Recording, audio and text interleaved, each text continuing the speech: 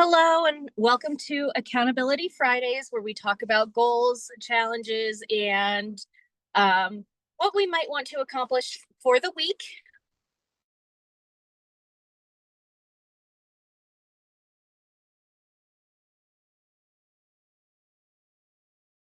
Uh, just to let you know a little bit about myself, if you haven't seen one of these already, I own a massage therapy business that's partially um, mobile and partially in my home.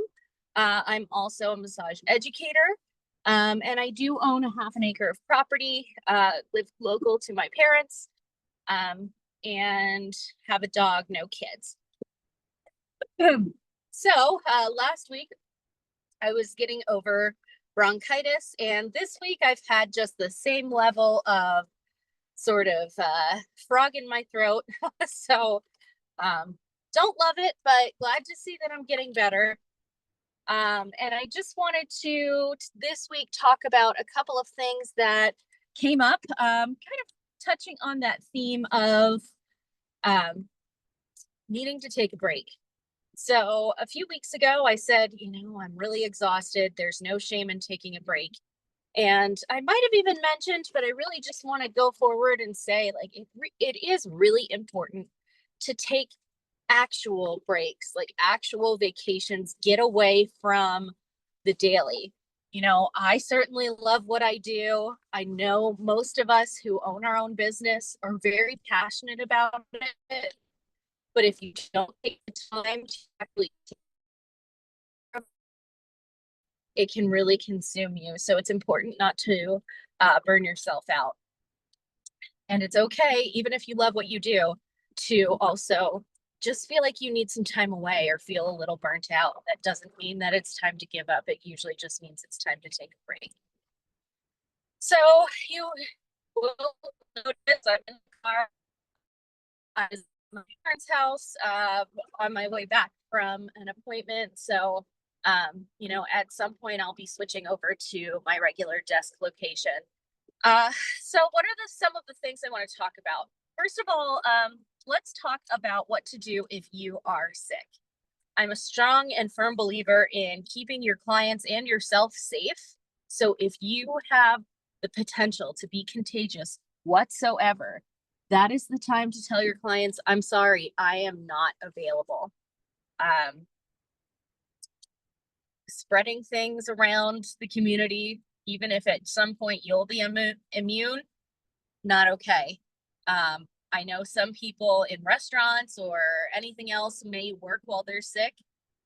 Not cool. Like, take that time off. We really need to take care of ourselves. We should be working to live, not living to work. And part of that is actually taking time to live and take care of our health. We can't promote health if we're not living what we're talking about. Let me just also say, elephant in the room, the way I'm dressed right now. This is not the way I normally dress. This is my raincoat. It's polka dot. I like a little bit of sunshine while it's, yucky and dark out. And I was visiting my parents. They're prepping for a yard sale. And I just really loved this polo tie. So I know it doesn't match the decor, but I just decided to put it on because it's the easiest way to carry it home. So you can see I live sort of in a rural area. So finding clients sometimes can be a challenge. But what do you do when you're sick? What do you do when you need that time off? So like I said, if you're sick, take that time off, cancel your clients, explain to them, I can't do this.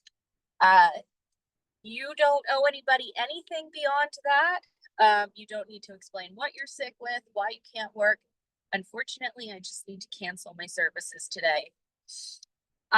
I personally will make it up to people if they schedule again.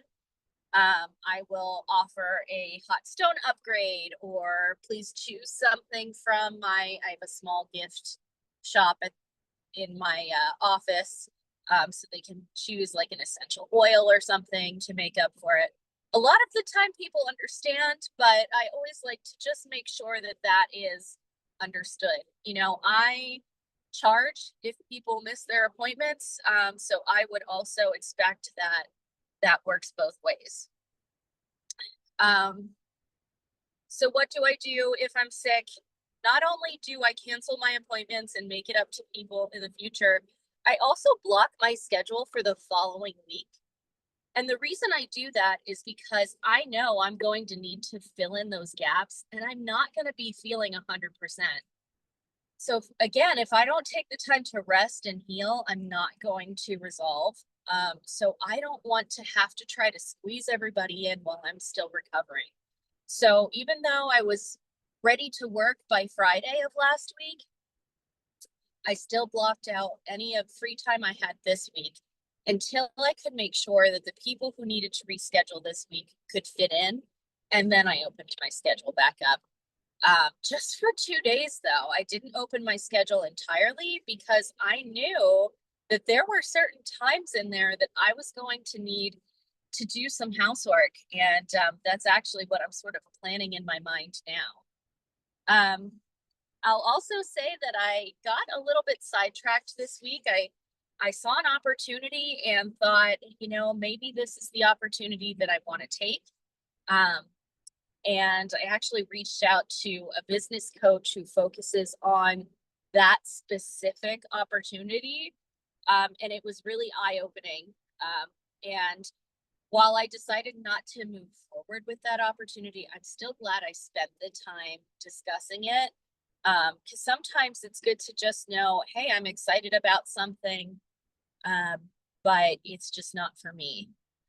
What actually happened was I determined that if I look at some of the paths that I could go on in my future, there's some that really fuel me for now, but I know that they wouldn't really fuel me in the long term.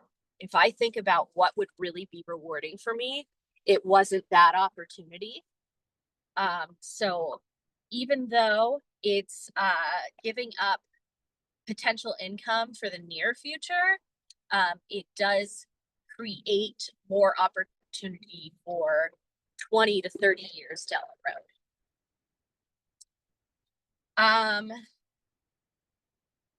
Something else that was pointed out is that as someone who owns a business in their home, burnout can be a big problem. How do you focus on that work-life balance? Oh, I have to get back to you. I actually got home. The neighbor's cat is in my yard and I want to try to get it. So I will sign back on.